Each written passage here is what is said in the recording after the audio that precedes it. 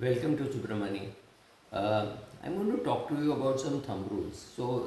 Let me start by saying I don't like thumb rules because thumb rules are too vague and it is not applicable to everybody. But you can take some of these rules and make sure that it is applicable to you and you can calculate your own numbers.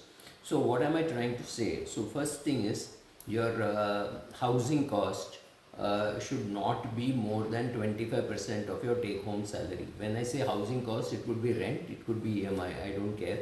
And I'm assuming that there is a total income. I'm not talking about, when I talk about income, I'm not talking of the man's income, I'm talking of the total income of husband plus wife.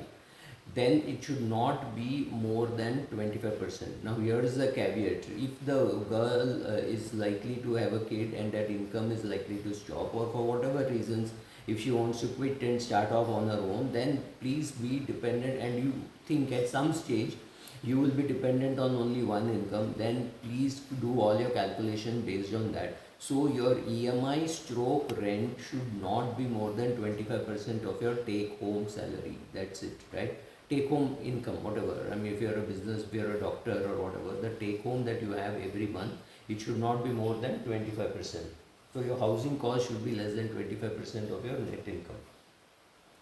The mortgage that you take should not be more than 2.5 times your annual CTC. So if your annual CTC is 1 crore, you can take a 2.5 crore loan. If your annual CTC is 10 lakhs, you should not take a loan more than 25 lakhs. Now this is very difficult in Indian metros. This is largely an American rule, so you have to play around with it a little. My suggestion is you start doing SIPs in well, and after some time you will be able to make a bigger down payment than you are able to make now. So there's no great hurry to buy a house. You can buy a house at a later stage. So invest very well, and after a few years you will have more money to make a down payment. Then you will be able to stick to this rule of 2.5 times your CTC or 3 times your CTC. Right? I think that should be an upper limit given the times of uncertainty. However, if you have a job where you have some ESOP and you have some visibility on the ESOP vesting and being able to sell, and my suggestion would be to use a big part of it to repay the loan. Then you can fool around with it 3 times, can become 4 times. But anything more than that is very risky because things could go wrong. Your company could go bankrupt. The ESOP may not vest well. It may not be worthwhile. So things can go wrong. So when I'm giving you these rules have been thought of very well, and you could implement it. So that's why am I not giving very complicated calculators which are available? It's simply because when it's very complicated, people don't use it. People just skip it. So I'm saying make these rules very simple. 3 times, 2.5 times your CTC, or 25% of your take home. This is very easy. You know your take home pay. Suppose your take home pay is 1 lakh. You know that your rent or EMI should not exceed 25,000. It's as simple as that, as quick as that. You don't need any elaborate calculations. My suggestion is when you're young, there is no reason to buy a new car. Okay, when I'm saying this, consider the car cost per year also. So there is a car cost of running the car, of fuel, of paying tolls and some fines which you pay. All that together is the cost of running your car. Now, apart from that, you are also going to buy a car and use it for some time and then sell it off. Let us say you bought a car today for 25 lakhs, right? I'm not talking how you funded it. I'm saying you bought a car for 25 lakhs. That 25 lakh car you sell after say 5 years for about let's say 15 lakhs, right? So the cost of carry of the car has been 10 lakhs for 5 years. That is 2 lakhs per year is the cost of the car just on the depreciation, right? I'm not even taking inflation into account, but that is the depreciation. So you have the car depreciation, you have the car fuel, you have the interest if you borrowed from the bank or somebody to be able to buy a car, plus maintenance, plus a driver. So you take all these costs and see how much is the car costing you per month or per year. So that could be a phenomenally high amount. So just you should know how much that number is, And I think you should cap that number. You want to cap it at whatever number, or 1 lakh per month, or 1 lakh per year, or whatever is the number which you are happy with. So consider all these costs, consider the cost of depreciation. Now, when you consider all this, you will realize, especially for youngsters, it is worth buying a second hand car. Do consider the second hand car market. It is not well marketed, it is not well pushed. During this COVID times, a lot of people desperately sold off their cars. So you got good deals. So find out whether you're getting a good deal. Please remember, banks will not be too happy to give money against a used car simply because there is no dealer passing on any discount to them.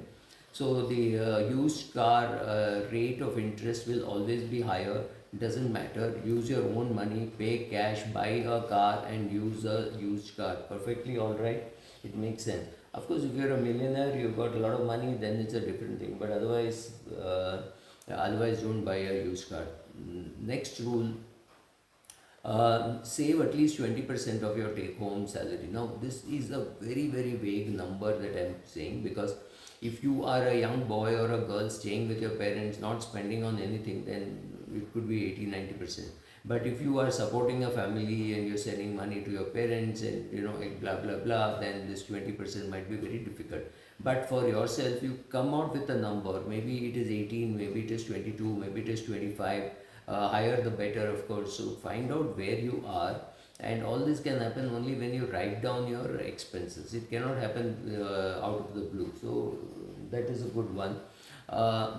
Try to earn at least 5% of your net worth. So if your net worth is 1 crore, your income should be not less than 5 lakhs a year. Now, this is a very, very low number, you would think, but as your net worth keeps increasing, if your income is not increasing, two ways to look at it. One, go and get another job, or get rid of some of the assets and make it more efficient, so that there is less pressure on you while retiring, right? So remember this rule: 5% of your net worth. So that's one way of monitoring your net worth, and also monitoring whether you're earning at least 5%. This is at least, not maximum, right?